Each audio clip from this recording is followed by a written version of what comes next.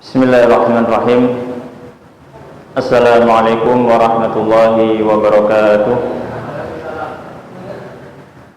Alhamdulillah, wassalatu wassalamu ala rasulillah wa ala alihi wa ashabihi wa man sara ala najihi ila yaumil qiyamah. Ya ayyuhalladzina amanu taqullaha haqqa tuqatih wa la tamutunna illa wa antum muslimun. Wa ya ayyuhan nasu taqu rabbakumul ladzi khalaqakum min nafsin wahidah wa khalaqa minha zawjaha wa batha minhuma rijalan katsiran wa nisaa'a wattaqullaha alladzi tasaaluna bihi wal arham innallaha kana 'alaikum raqiba. Amma ba'd. Allahumma alimna ma yanfa'una wanfa'na bima 'allamtana. Rabbana zidna ilma warzuqna fahma. Allahumma la ilma lana illa ma 'allamtana innaka antal alimul hakim. Wa tub 'alaina innaka antat tawwabur rahim. Ma'asyiral muslimin jamaah Masjid Ar-Raudhah rahimani wa rahimakumullah. Alhamdulillah, dalu menika Allah Subhanahu wa taala tasih maringi kula panjenengan sedaya nikmat kesehatan, nikmat waktu luang, nikmat hidayah, sehingga pada malam hari ini Allah Subhanahu wa taala mengizinkan kita untuk bermuajahah majelis dalam rangka menambah pengetahuan tentang agama Islam menika. Ma'asyiral muslimin jamaah rahimani wa rahimakumullah. Sebagaimana yang sudah tercantum di informasi kajian, bahwasanya tema kali ini insyaallah badhe bahas tentang tips ngaji dari Imam Asy-Syafi'i rahimahullah taala. Ini nanti sampai jam berapa? Sampai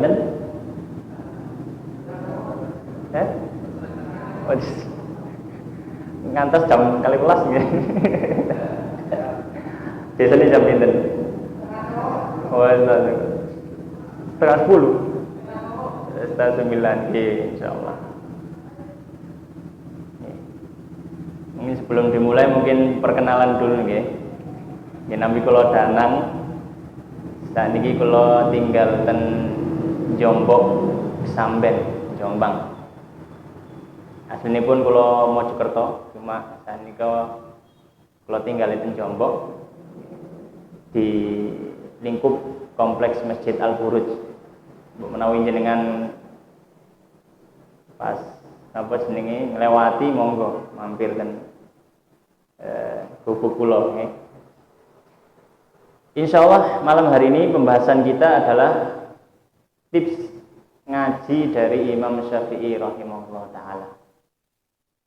Kita semua tidak ada yang tidak mengenal Imam Syafi'i ini. Imam Syafi'i merupakan salah satu ulama yang sangat-sangat terkenal. Hampir tidak ada seorang muslim pun hari ini di seluruh dunia yang mboten kenal Imam Syafi'i. Dan bahkan mazhab fikihnya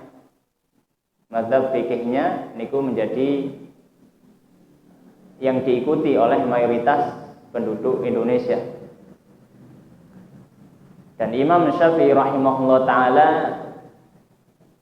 yang beliau niki memiliki perjalanan panjang dalam ngaji.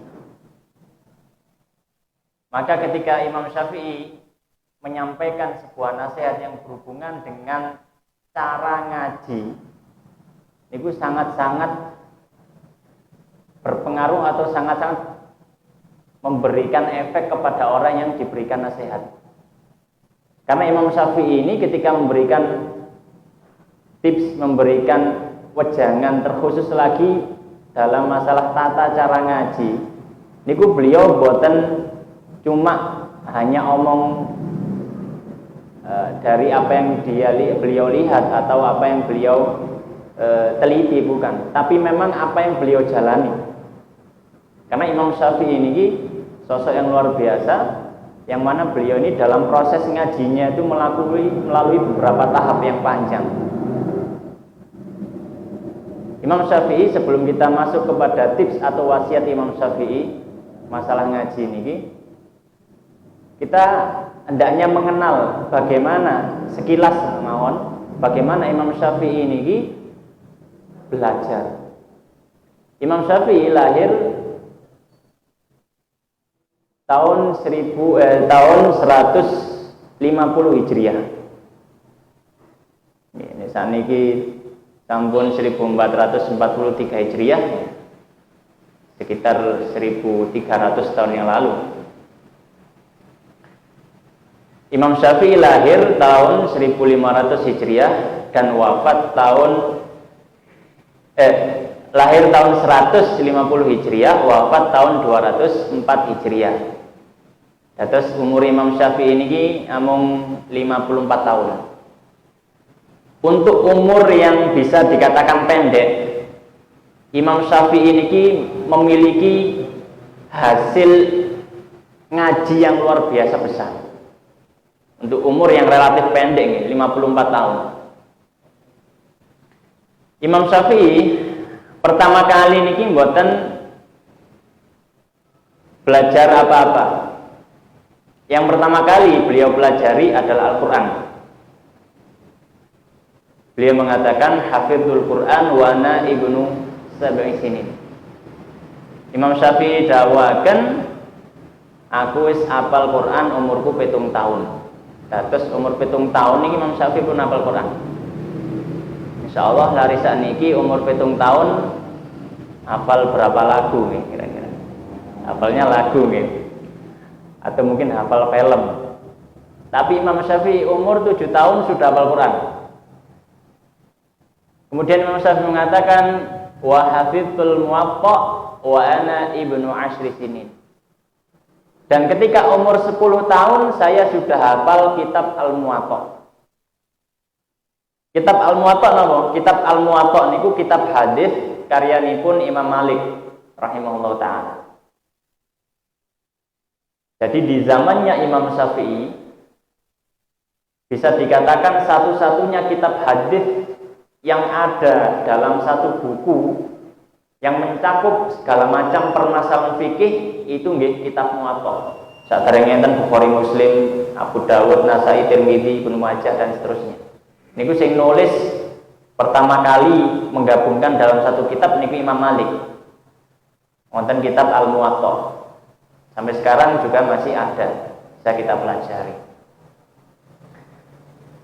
Jadi Imam Syafi'i memang sudah sejak kecil punya arah ke sana.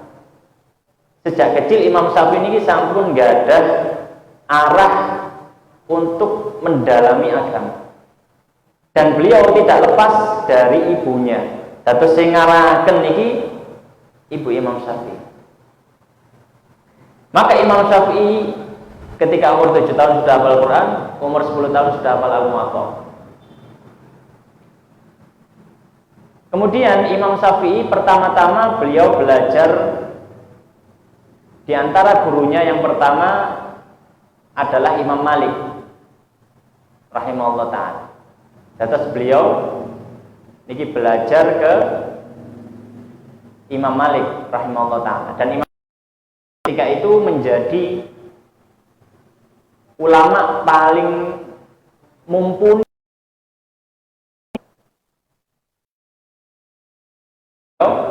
Belajar yang pertama kali beliau belajar dari Imam Malik. Beliau belajar dari Imam Malik. Beliau di sana karena madrasahnya Imam Malik ini madrasah hadis, maka di sana ya belajar hadis, ya. Kemudian membaca hadis, kemudian mengambil fikih dari hadis-hadis.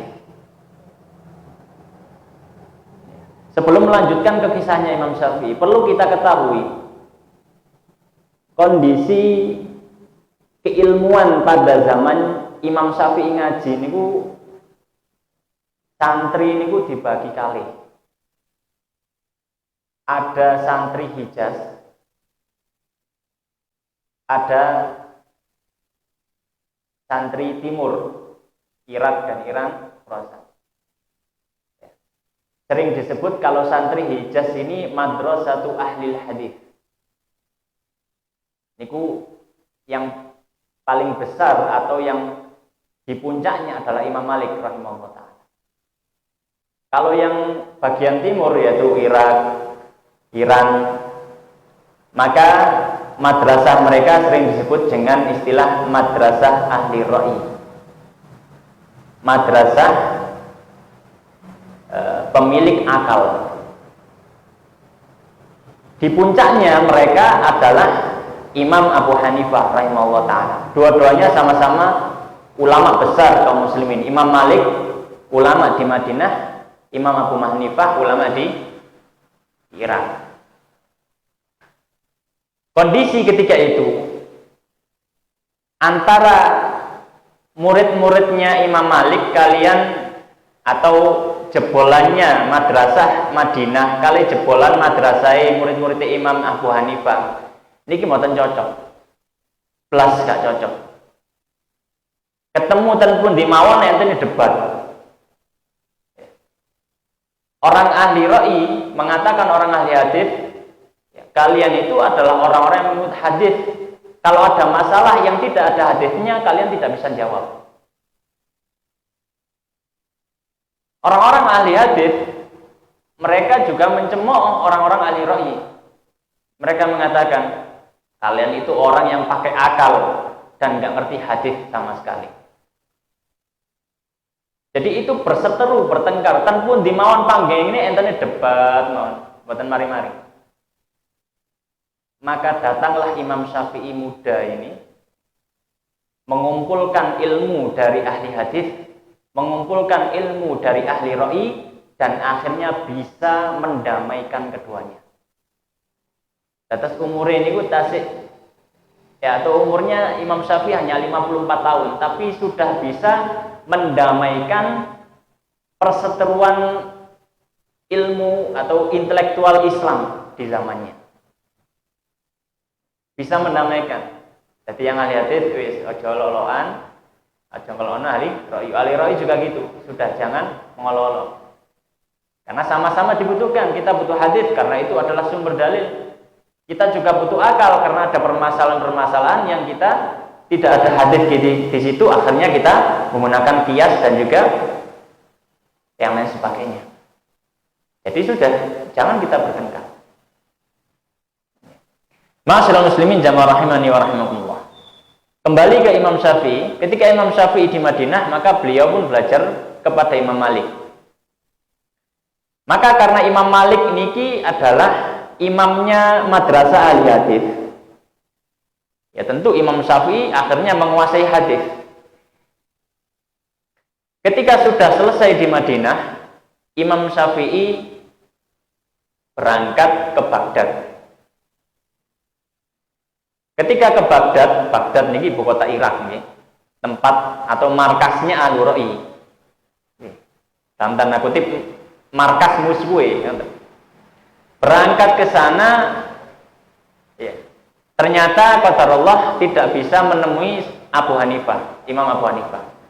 Soalnya Imam Abu Hanifah sampun sedo. Dan yang menggantikan Imam Abu Hanifah adalah muridnya, ya, Muhammad bin Hasan rahimahullah taala. Atas gurune napa jenenge Imam Abu Hanifah ketika sedo terus digantikan kalian Muhammad bin Hasan. Ketika Imam Syafi'i ke Baghdad, maka Imam Syafi'i pun belajar lagi kepada Muhammad bin Hasan, yang mana Muhammad bin Hasan ketika itu adalah sebagai pemimpin madrasah Al-Ra'i di zamannya. Maka Imam Syafi'i pun sempat berdialog dengan Muhammad bin Hasan, ya.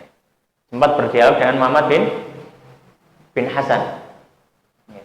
Dan bahkan beliau mengkoreksi beberapa pendapatnya Muhammad bin Hasan disesuaikan dengan hadis, ya. Dan beliau juga mengoreksi banyak sekali pendapat dari mazhab Hanafi dalam fikih, dikoreksi. Ini tidak sesuai dengan hadis ini tidak sesuai dengan hadis ini. Ya. Makanya Imam Syafi'i juga dijuluki, salah satu julukannya adalah Nasirus Sunnah, penolong sunnah, penolong hadis. Kenapa? Karena dulu orang-orang ahli hadis ini, karena para ulama ahli hadis ketika itu sangat fokus sekali menghafal, karena zaman-zaman awal ini kan penulisan sangat jarang, maka mereka banyak menghafal hadis. Ketika ketemu permasalahan fikih yang tidak ada di dalam hadis, maka banyak dari mereka yang bertawakuf. Wallahu alam. Wallahu alam, kalau mboten ngertos jawabannya, saya nggak tahu jawabannya. Wallahu alam. Akhirnya menjadi bahan ejekan untuk ahli ra'yi. Lihat ahli hadis, kalau ada masalah yang keluar dari atau nggak ada yang dihafal dari hadis, mereka nggak akan tahu. Soalnya mereka nggak pakai akalnya. Maka Imam Syafi'i datang memberikan pencerahan kepada ahli ra'yi. Maka ketika ditanya oleh ahli ra'yi, apa pendapatmu dalam masalah ini? Yang itu tidak ada hadisnya. Maka Imam Syafi'i pun menjawab dengan ra'yu. Tapi ra'yu yang sesuai dengan hadis. Akhirnya Imam Syafi'i bisa mendamaikan antara kedua belah pihak. Jadi Imam Syafi'i ini belajar ya, kepada ulama kenamaan atau ulama ahli hadis di zamannya Imam Malik, dan juga beliau juga belajar belajar dari Muhammad bin Hasan, yang mana beliau adalah murid dari Imam Abu Hanifah. Jadi Imam Syafi'i ini belajar kepada dua orang yang memang menjadi bintang dalam masalah ilmu, khususnya fikih. Maka ketika di Baghdad pun Imam Syafi'i sudah memiliki murid. Ketika di Baghdad, Imam Syafi'i sudah memiliki murid. Di antara murid-murid Imam Syafi'i ketika di Baghdad itu adalah Imam Ahmad bin Hambal. Imam Ahmad bin Hambal itu yang akhirnya pada hari ini mazhab fikihnya adalah mazhab Hambali, yang banyak diikuti oleh masyarakat di Saudi Arabia. Kalau Indonesia Syafi'i, kalau Hanafi biasanya ke arah-arah India, Rusia itu Hanafi. Kalau Maliki di Maroko biasanya Maliki. Termasuk yang belajar kepada Imam Syafi'i ketika di Baghdad itu adalah Imam Ahmad bin Hambal. Dan banyak imam-imam yang lain yang belajar ketika di Baghdad kepada Imam Syafi'i. Dan akhirnya pun ketika Imam Syafi'i pindah ke Mesir, maka beliau memperbarui apa yang sudah pernah diajarkan di Baghdad. Dados ten Baghdad niki Imam Syafi'i belajar plus ngajar. Jadi makanya kalau dalam mazhab Syafi'i ada istilah qaul qadim, qaul jadid. Ada pendapat Imam Syafi'i yang lama, ada pendapat Imam Syafi'i yang baru, diperbarui. Kalau yang lama ini berarti Imam Syafi'i tasih ten Baghdad. Kalau yang baru berarti Imam Syafi'i sampun ten Mesir. Maka ma'asyiral muslimin jamaah rahimani wa rahimakumullah, ketika pindah ke Mesir, maka di sana Imam Syafi'i sudah mulai fokus belajar, fokus mengajar. Tapi meskipun beliau sudah mulai fokus mengajar, beliau mengatakan bahwasanya saya sangat menyesal ketika sampai Mesir, ternyata saat itu salah satu ulama besar di Mesir sudah wafat. Kalau seandainya ketika saya datang hari ini saat itu masih hidup, saya pasti akan duduk di majelisnya. Dados Imam Syafi'i ini cara pun dados ustadz, dados syekh, dados kiai niku tasik mburu ilmu. Boten mandek. Jadi bukan berarti ketika beliau sudah mulai mengajar, beliau sudah ya wis mandek, sinaune wis mandek, boten. Imam Syafi'i masih terus mengajar dan juga belajar.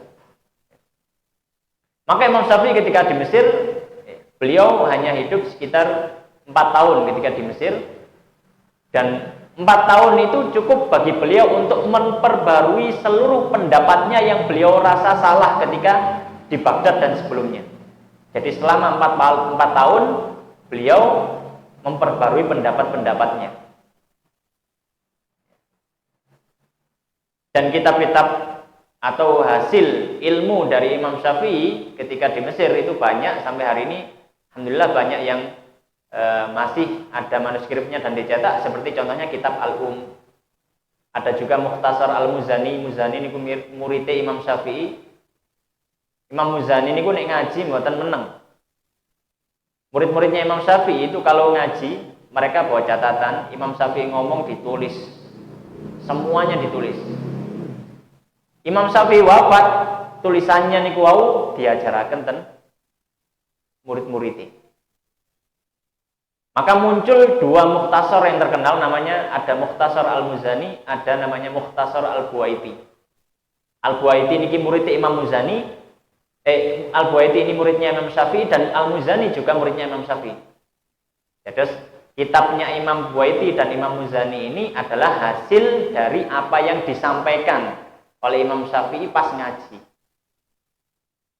Dan Imam Syafi'i sendiri punya kitab juga, namanya kitab Al-Um, kita sudah sering mendengar.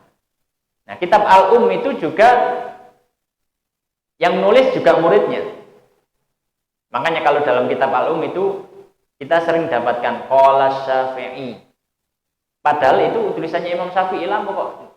Imam Syafi'i nulis qala Syafi'i, berkata Imam Syafi'i. Karena yang nulis itu adalah muridnya Rabi bin Sulaiman. Rabi bin Sulaiman niku dikain nulis kali Imam Syafi'i tulisan ditulis kali Imam Syafi'i. Akhirnya jadilah kitab Al-Um. Padahal awal mulanya Rabi bin Sulaiman ini murid sing paling angel di urui. Pokoknya paling berat Imam Syafi'i. Bahkan Imam Syafi'i mengatakan, kalau saya bisa menyuapkan kepadamu wahai Rabi, ilmu ini sesuap demi sesuap, pasti saya lakukan. Di awal belajarnya Rabi bin Sulaiman ini sangat sulit belajar nih, angel nyantoli. Tapi tadi ternyata ketika Imam Syafi'i wafat, beliau punya jasa besar menghimpun kitab Al-Um. Baik, ma'asyiral muslimin jamaah rahiman rahimakumullah. Niku mukadimah nggih. Insyaallah kita masuk ke pembahasan utama.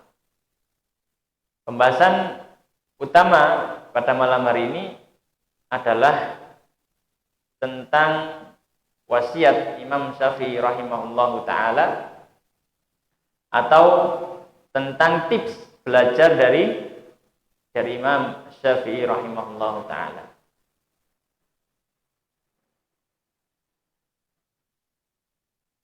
Ma'asyiral muslimin jamaah rahimani wa rahimakumullah. Imam Syafi'i rahimahullah ta'ala itu punya pandangan sendiri dalam masalah ilmu. Imam Syafi'i punya pandangan tersendiri dalam masalah ilmu. Di mana Imam Syafi'i rahimahullah ta'ala beliau mengatakan, kullul ulumi siwal qur'ani mashghalatun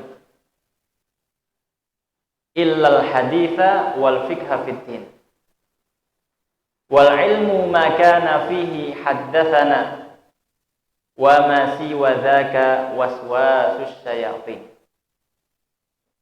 Jadi yang akan kita sampaikan insyaallah dari syairnya Imam Syafi'i. Imam Syafi'i rahimahullah taala beliau menyampaikan tentang apa definisi atau arti ilmu menurut beliau.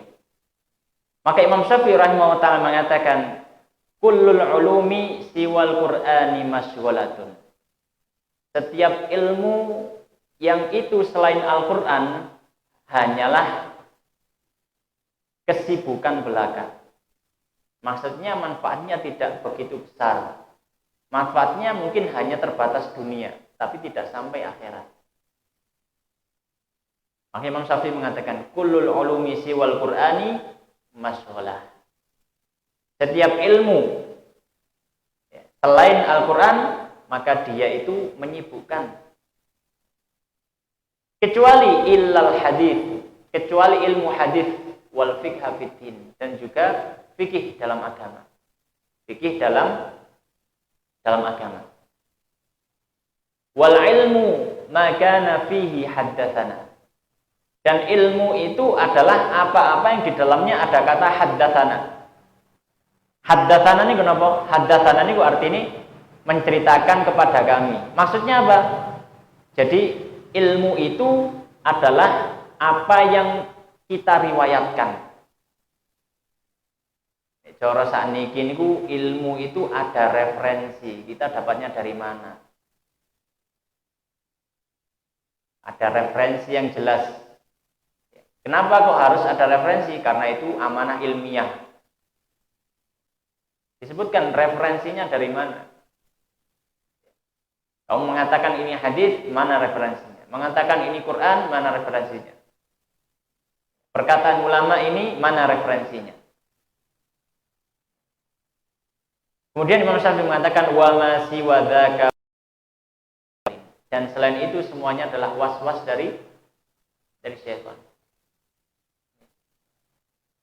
Karena kalau tidak bisa menyebutkan dari mana asal kamu berkata demikian, maka bisa jadi itu berasal dari hawa nafsunya, berasal dari dirinya sendiri, tanpa dia belajar kepada guru atau tanpa dia merujuk kepada referensi. Maka di sini Imam Syafi'i rahimahullah menyebutkan tentang 3 ilmu yang penting menurut Imam Syafi'i, terkhusus lagi dalam ilmu agama. Yang pertama ilmu Quran, yang kedua ilmu hadis, yang ketiga ilmu fikih. Mungkin akan menjadi pertanyaan bagi kita, loh, terus bagaimana kalau ilmu dunia? Apakah ini juga termasuk waswasus syayatin? Karena Imam Syafi'i tadi mengatakan wa ma siwa dzaka waswasus syayatin. Yang selain itu berarti waswas setan. Maksud Imam Syafi'i tadi adalah bukan seluruh ilmu dari yang tidak termasuk 3 ilmu termasuk waswas syayatin, bukan. Dan waswas syayatin adalah yang tadi tidak menyebutkan asal hadisnya, ya, tidak menyebutkan referensinya. Itu termasuk waswas syayatin. Kenapa? Karena bisa jadi dia tiba-tiba dapat bisikan, akhirnya disampaikan, ya, menjadi syariat. Nah, ini tidak benar. Dapat mimpi kemudian jadi syariat. Nah, ini tidak benar. Akan tetapi Imam Syafi'i juga tidak memandang rendah masalah ilmu dunia. Makanya Imam Syafi'i mengatakan dalam perkataan beliau yang lain, beliau mengatakan al-ilmu ilman. Ilmu itu ada 2. Beliau mengatakan al-fiqhu fid din wa tibbu lid dunya. Atau kama qala rahimahullah. Ilmu itu ada 2. Yang pertama adalah ilmu fikih dalam masalah agama. Dan yang kedua adalah ilmu kedokteran dalam masalah dunia. Karena semuanya atau dua-duanya ini sama-sama mengobati. Kalau ilmu fikih itu mengobati ketidaktahuan dalam beribadah, kalau ilmu kedokteran mengobati rasa sakit yang ada pada tubuh. Maka dari sini kita tahu Imam Syafi'i tidak menafikan seluruh ilmu. Ilmu dunia juga penting, ya, ada manfaatnya. Tapi tentu dengan catatan ilmu-ilmu yang memberikan manfaat. Ilmu-ilmu yang memberikan manfaat seperti dokteran, ya, seperti ilmu-ilmu yang lain, ya, seperti pertukangan, pertanian, itu kan memberikan manfaat. Baik, ma'asyiral muslimin jamaah rahimani wa rahimakumullah. Maka Imam Syafi'i rahimahullah ta'ala pun memberikan wasiat, memberikan tips. Ketika ngaji niku persiapannya napa mawon. Imam Syafi'i mengatakan dalam bait syairnya, beliau mengatakan akhi la tanalul ilma illa bisittatin sa'unbika an tafsiliha bibayani dzaka'un wa hirsun wa ijtihadun wa bulghah wa suhbatu ustadzin wa tulu zamani. Imam Syafi'i rahimahullah ta'ala beliau memiliki banyak syair. Beliau juga ahli dalam ilmu syair, tapi beliau tidak fokus di situ. Tapi beliau banyak bersyair. Bahkan dikumpulkan oleh para ulama, digabungkan dalam satu kitab namanya, ya, diberi judul Diwan Syafi'i. Diwan itu kumpulan syair-syair yang berada dalam satu buku. Di situ dikumpulkan semua syairnya Imam Syafi'i. Maka di dalam diwan tersebut ada satu syair yang disebutkan, yaitu syair yang sudah kita baca tadi, yang berhubungan dengan tips atau cara dalam belajar atau ngaji. Imam Syafi'i mengatakan, "Akhi, saudaraku, la tanalul ilma, kau tidak akan bisa dapat ilmu illa bisittatin, kecuali dengan 6 hal. Sa'unbika, aku akan beritahukan kepadamu an tafsiliha, secara detail, bibayani, dengan penjelasan berikut."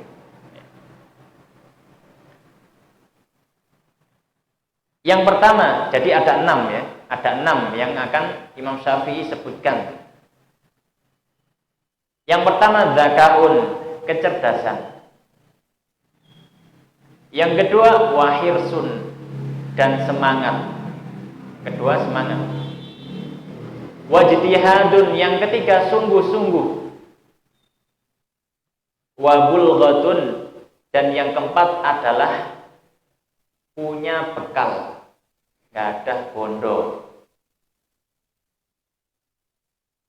Yang kelima, wasuhbatu ustadin, dan menemani guru. Dalam artian gadai guru. Sinau dan guru. Waktu yang terakhir, waktu zamani, dan waktu yang panjang.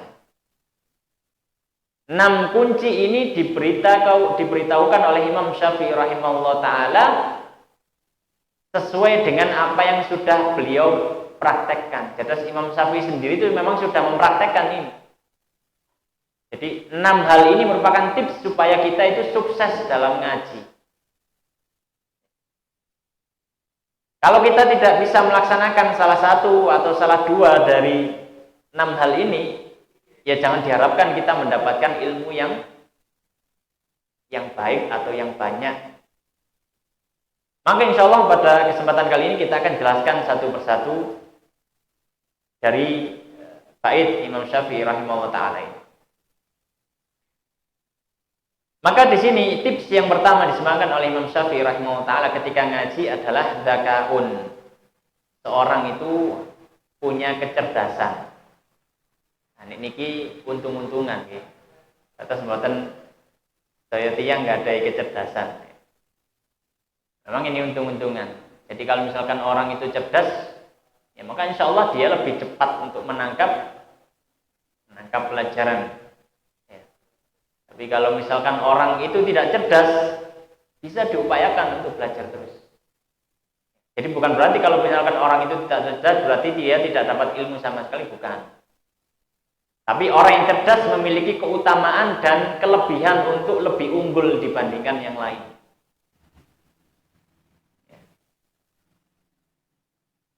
Dan hendaknya orang yang tidak diberikan Allah Subhanahu wa ta'ala memiliki kecerdasan yang lebih, maka dia harus bersemangat.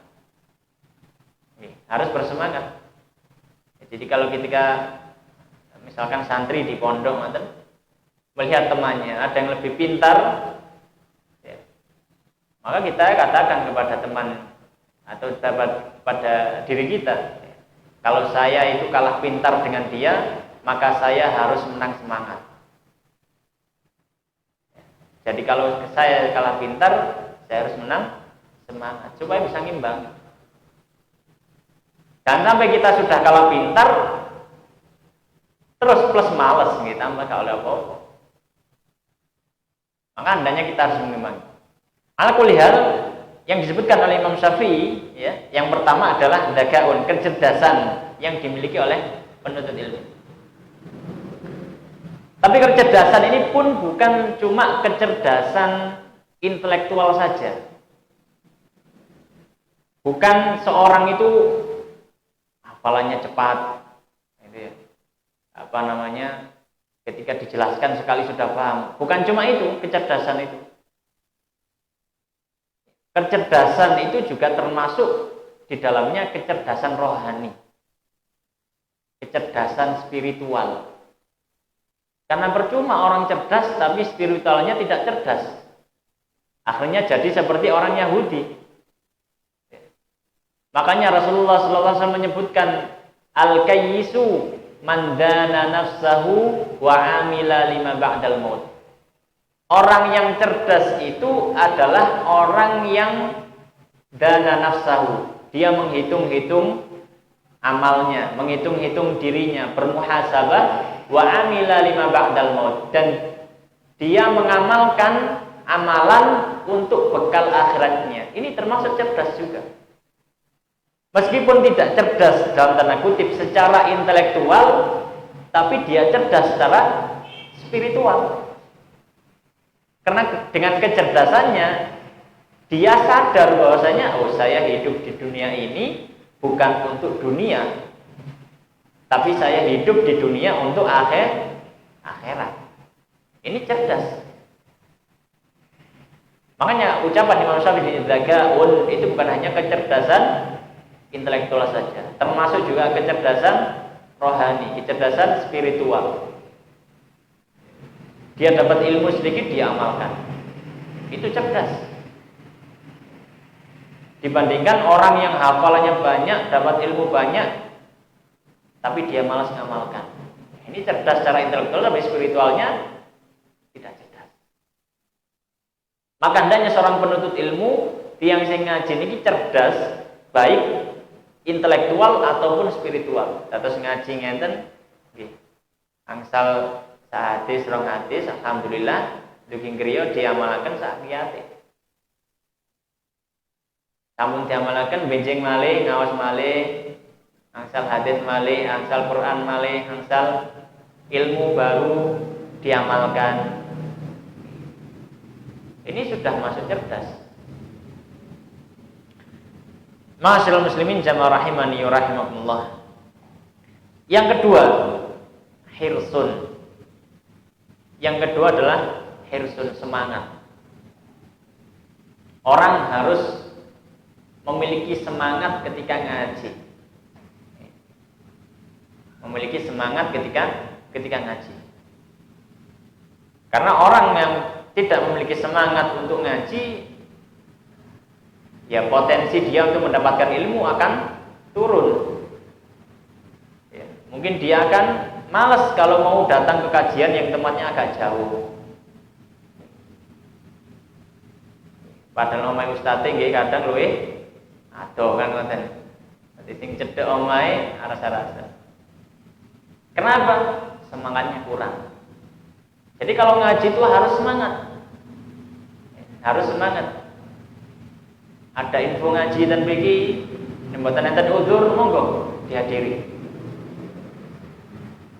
Di masjid A, masjid B dihadiri. Kalau misalkan ada pertubrukan, misalkan beberapa kajian dalam satu waktu, maka kita bisa menimbang mana yang kita rasa kita lebih butuhkan, kita lebih perlukan. Karena kebutuhan orang kan masing-masing, ya, kebutuhan orang kan masing-masing. Misalkan sampun berumah tangga, kok ketepaan wau siang niki sempat cekcok dengan istrinya. Sore-sore enten info kajian manajemen konflik rumah tangga. Wah, cocok nih. Enten info malih. Misalkan kajian cara berwudu misalkan. Waktunya sama. Tapi kita lebih butuh kepada yang pertama tadi. Kenapa? Karena ketika itu kita sedang menghadapi permasalahan itu. Nah, berarti cocok nih kajian manajemen konflik dalam rumah tangga. Rono. Supaya bisa diselesaikan urusannya dengan istrinya tadi atau dengan keluarganya tadi. Makanya ketika ada beberapa info kajian, maka kalau misalkan itu berbarengan, maka kita bisa pilih yang mana yang kiranya kita lebih perlu, lebih butuh. Maka seorang yang menuntut ilmu agama, belajar ilmu agama, ngaji, hendaknya memiliki semangat. Hendaknya memiliki semangat. Dan Rasulullah SAW bersabda dalam hadis yang sahih, ihris ala ma yanfa'uk wala ta'jaz. Ihris, semangatlah atas perkara yang bermanfaat kepadamu. Niki perintah dari Kanjeng Nabi SAW supaya kita itu bersemangat untuk segala macam perkara yang bermanfaat untuk kita. Baik itu manfaat dunia ataupun akhirat. Tapi hendaknya akhirat lebih didahulukan kalau misalkan bertabrakan dengan dunia. Wal akhiratu khairun wa abqa. Akhirat niku lebih baik dan lebih kekal. Intinya adalah Nabi sallallahu alaihi wasallam menganjurkan, memerintahkan kepada kita semua untuk semangat dalam perkara yang bermanfaat. Jadi orang muslim itu harus produktif, jangan malas. Wala ta'jaz. Maka Rasulullah kemudian menyebutkan, dan jangan kamu lemah. Jangan kamu lemah.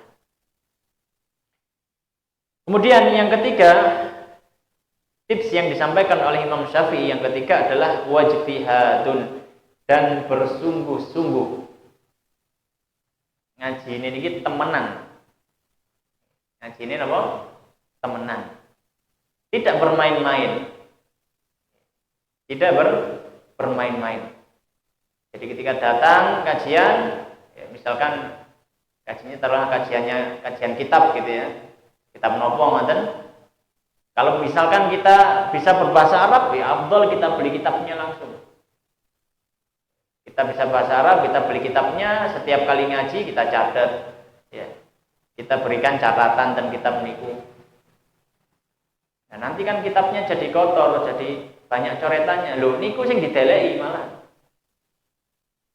Kalau kitabnya bersih itu kan menunjukkan memang jarang dipelajari. Tapi kalau terlihat coret-coretan gitu, itu malah yang afdol niku kitab yang seperti itu.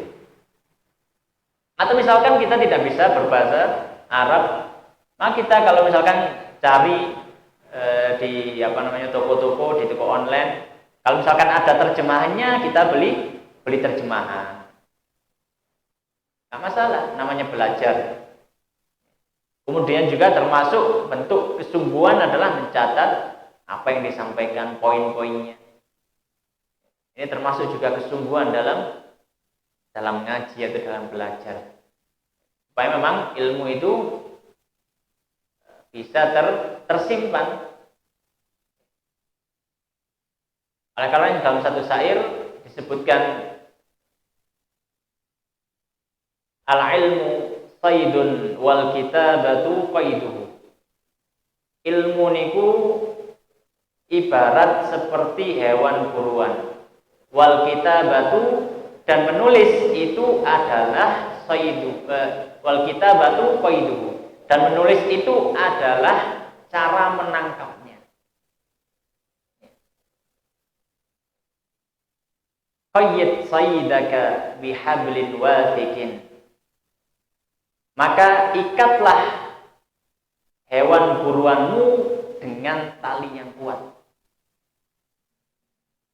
Maka hendaknya ketika kita belajar, kita kalau bisa mencatat, maka kita catat apa yang bisa kita catat. Itu sebagai wujud kita mengikat ilmu. Dalam satu riwayat disebutkan, ya, disebutkan dalam hadis juga, tapi hadisnya ini dhaif. Ya, disebutkan bahwasanya qayyidul ilma bil kitabati, ikatlah ilmu dengan menulis. Ini termasuk bentuk kesungguhan. Bentuk kesungguhan dalam belajar. Kemudian juga bentuk kesungguhan dalam belajar ini adalah hendaknya dia tidak loncat-loncat. Ya. Dia memang bersungguh-sungguh fokus dalam satu permasalahan. Ya. Kalau misalkan dia sedang menapaki di pondok pesantren atau perkuliahan yang belajar agama di situ, maka dihabiskan sampai habis. Jangan dapat 1 semester, dapat setahun sudah pindah. Kenapa? Sudah bosan. liyane. Ini menunjukkan tidak serius dalam belajar. Atau misalkan kita mulai mengkaji kitab tertentu. Ya, jadi saya ini sudah ngaji sudah 5 tahun, masa ngajinya ya ngini-ngini aja. Coba tak ngaji kitab. Sudah mulai bawa kitab, menghatamkan kitab dari guru tertentu. Nah itu diajeki ngantos khatam. Sudah khatam, maka pindah kitab selanjutnya. Itu adalah bentuk ijtihad, bersungguh-sungguh. Ya, bersungguh-sungguh. Ya. Kemudian yang keempat yang disampaikan oleh Imam Syafi'i rahimahullah ta'ala, wa bulghatun, ngadai bondo. Nggak ada bondo. Yang ngaji ini kudu nggak ada bondo. Kalau misalkan masjidnya agak jauh, ngikutu motor sepeda ngikutu bensin. Atau misalkan ketika ingin masuk pondok nggih, Mbak, bayar. Enten wulanane. Kemudian misalkan alhamdulillah pondoknya gratis, kitabnya tuku dhewe. Iki bondo malih. Intinya adalah bahwasanya kalau seorang ingin belajar maka dia harus memiliki biaya, punya biaya. Kalau nggak ada biaya ya diusahakan ada biaya. Bahkan dikisahkan oleh para ulama terdahulu, diceritakan bahwasanya Imam Malik itu sampai menjual tiang rumahnya, emperane griya Imam Malik itu didol damel napa? Damel perjalanan untuk mencari hadis. Wis zaman biyen nggih ngedol cagak. Sakniki napa sing didol HP mungkin nggih. HP ini didol damel belajar. Ya. Dan banyak kisah para ulama yang mereka mencontohkan bahwasanya memang ilmu ini adalah sesuatu yang memang butuh kepada harta. Ya. Kalau misalkan dia mau belajar ilmu hadis itu ya dia harus belajar mencari guru rihlah. Rihlah juga butuh biaya kendaraannya. Ya. Kemudian juga belum makannya sehari-harinya bagaimana. Maka mau nggak mau memang harus ada biaya yang dikeluarkan. Sedikit atau banyak memang harus ada biaya yang dikeluarkan. Ya minimal adalah biaya untuk beli buku. Kalau misalkan seorang itu adalah seorang yang belajar di pesantren misalkan, minimal biaya untuk beli buku. Bulghatun. Yang keempat adalah kunci atau tips dalam ngaji, dia harus memiliki bekal. Dia harus memiliki bekal. Nah terkadang ya, sebenarnya kita memiliki bekal, ya. Tapi kita juga memiliki alasan. Kadang-kadang. Aslinya dia akan dia aslinya enten. Cuma karena kita mungkin beralasan dengan ini lebih penting, ini lebih mendesak, ini lebih diutamakan. Akhirnya ya bekal untuk belajar tadi ya, dimasukkan nomor urutan kesekian. Maka hendaknya ketika seorang memang sudah mantap untuk belajar, maka dia tetap upayakan untuk memiliki harta yang bisa dia infakkan untuk belajarnya. Kemudian yang kelima, wasuhbatu ustadin dan menemani guru. Dalam artian ini nggadai guru, boten belajar piyambak. Start awal orang harus punya guru. Start awal dalam jenis ilmu apapun. Misalkan dia belum pernah belajar hadis. Untuk pertama kali belajar hadis dia harus belajar ke guru dulu. Jangan cuma mungkin modal dia sudah bisa bahasa Arab, Dia akhirnya baca kitab aja. Kemudian dia langsung belajar dari buku. Padahal dia belum pernah sama sekali mempelajari ilmu hadis dari seorang guru. Atau mungkin belajar ilmu tafsir hanya berbekal dengan berbahasa Arab, kemudian dia langsung belajar tafsir dari kitab. Maka kata Imam Syafi'i itu tidak akan berhasil. Makanya pepatah mengatakan, man kana kitabuhu syaikhuhu fakana khata'uhu aktsaru min shawabihi. Orang itu kalau gurunya adalah bukunya, maka salahnya lebih banyak daripada benarnya. Kok bisa? Iya, karena buku itu tidak bisa memberikan penjelasan lebih lanjut. Buku itu kalau menyebutkan A, G, A. Paham gak paham, G kudu A. Nah, kita tahu dari mana bahwasanya A itu maksudnya adalah seperti ini, seperti itu. Ya kalau tidak ada guru ya tidak akan paham. Karena buku itu hanya menyebutkan kalimat-kalimat yang memang sudah paten, tidak bisa dirubah lagi. Yang bisa menjelaskan lebih lanjut adalah gurunya. Makanya pepatah mengatakan seperti itu. Kalau gurunya itu adalah bukunya, ya kesalahannya lebih besar daripada atau lebih banyak daripada benarnya. Makanya ketika kita belajar, upayakan kita belajar dari seorang guru. Taruhlah meskipun kita sudah mumpuni dalam berbahasa Arab misalkan.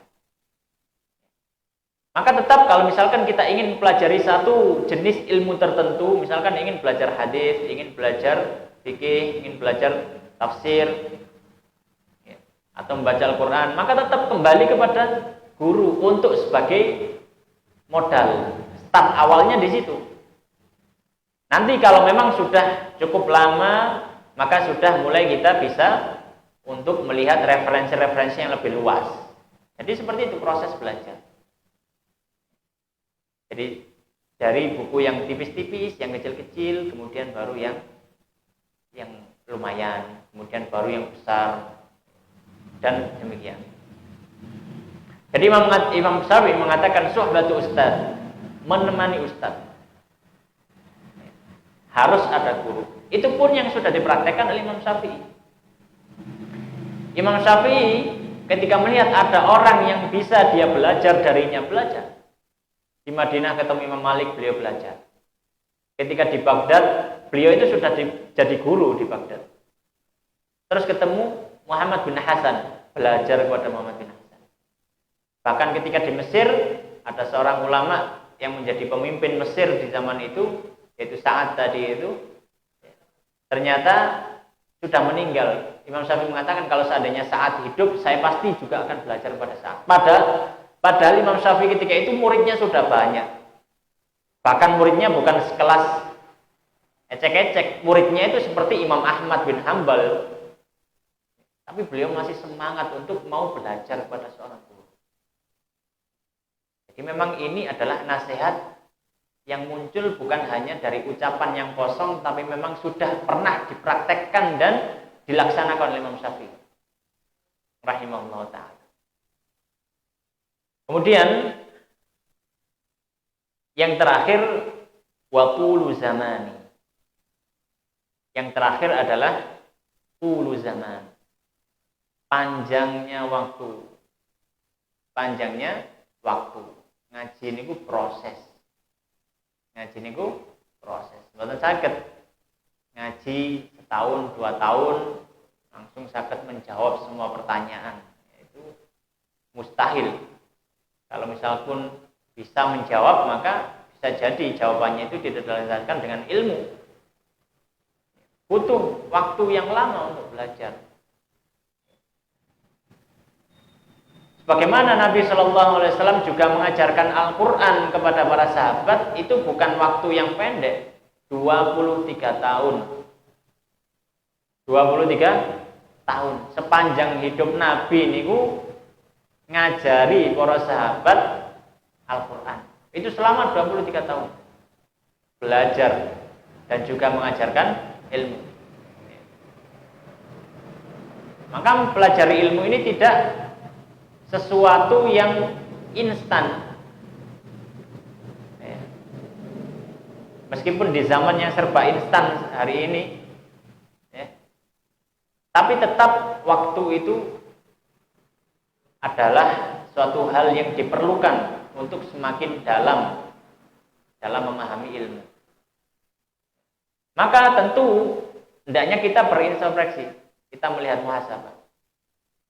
Harusnya orang yang ngaji sudah sering ngaji 2 tahun itu harusnya lebih banyak ilmunya daripada yang ngaji baru setahun. Harusnya gini, cara matematika kan ngoten. Kan semakin sering kan berarti semakin banyak. Orang yang sudah ngaji 3 tahun harusnya lebih banyak yang didapat daripada orang yang baru ngaji 2 tahun. Begitu juga yang ngaji sudah 5 tahun, harusnya juga level ngajinya ini bukan sama dengan seperti dia baru ngaji dulu. Levelnya harus meningkat. Baik dari segi belajarnya atau segi amalnya. Jadi bukan stagnan gitu.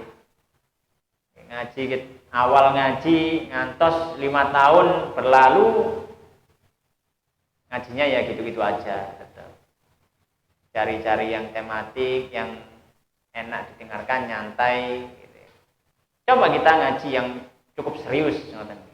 Ada kitab, kita bahas satu kitab, gurunya bawa kitab, muridnya bawa kitab, gurunya menyampaikan, mengartikan, kemudian ditulis gitu. Seperti ngajinya para santri dan kiai dulu kan seperti itu. Kan nggak di pondok. Ya, ngaji seperti itu nggak harus anak pondokan. Ngaji kitab itu nggak harus anak pondokan. Kita di masjid pun bisa. Bahkan pondok itu dulu sebelum jadi pondok ya di masjid kan. Pondok-pondok besar dimanapun itu sebelum dulu ada pondok ya masjid. Berawalnya dari situ.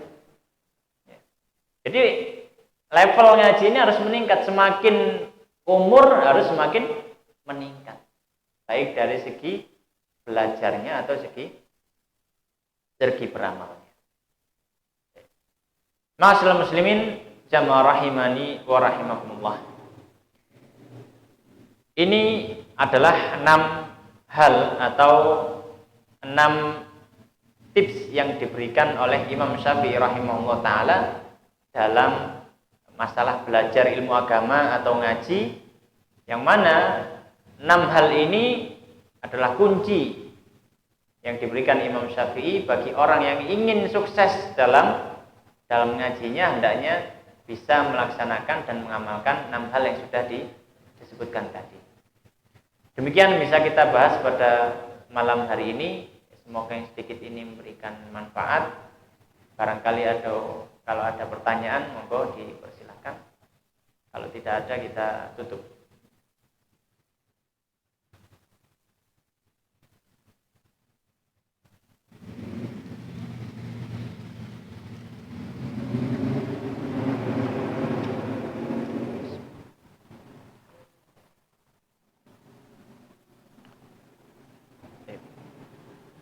Kalau tidak ada, maka kita cukupkan sampai di sini.